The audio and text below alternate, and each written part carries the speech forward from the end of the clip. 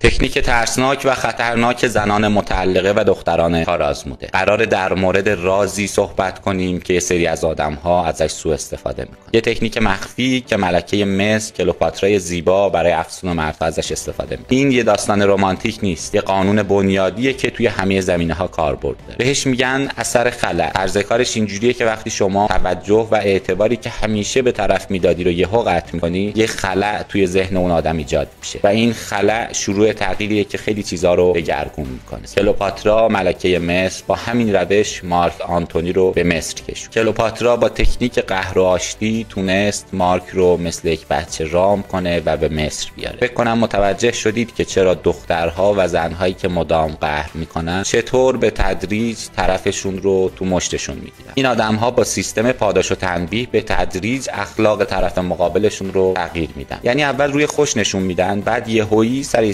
کوچیک قهر میکنن و اصلا جواب نمیده. طرفشون که به دوپامین رابطه عادت کرده سعی میکنه به هر ترتیبی دوباره مهر طرف رو برگرد. این بار که دختره آشتی میکنه دوپامین بیشتری ترشح میشه و رابطه برای پسر ارزشمندتره. بعد چند روز دختره سر خواسته دیگه قهر میکنه و پسر بیشتر از قبل به دوپامین رابطه اعتیاد پیدا کرده. به هر دری میزنه که دختره رو راضی کنه و این قهر و آشتی مدام ادامه داره و رفتار پسره در طول زمان تغییر میکنه و تبدیل میشه به اون فردی که دختره میخواد. و شما که از دور وضع پریشون پسره رو میبینی میگی که چرا بیخیال این رابطه نمیشه و پسره در پاسخ میگه که من خیلی دوستش دارم، ولی در واقع پسره به شدت معتاد دوپامین قهر و آشتی رابطهشون شد. بعضی از زنها این تکنیک مخفی رو با استفاده از جذابیت‌های جنسی ترسناک‌تر می‌کنن. حالا میتونید بفهمید چرا بعضی پسرها و مردها در طول زمان پدر مادرشون، دوستشون و هر چی که دارن رو فدای دوست دخترشون یا زنشون یا طرف مقابل میکنن. یا این که چرا مردی که زن و بچه داره و زندگی خوبی داره با افتادن توی تله زن مطلقه چطور همه چیزش رو فدای یک خنده طرف میکنه.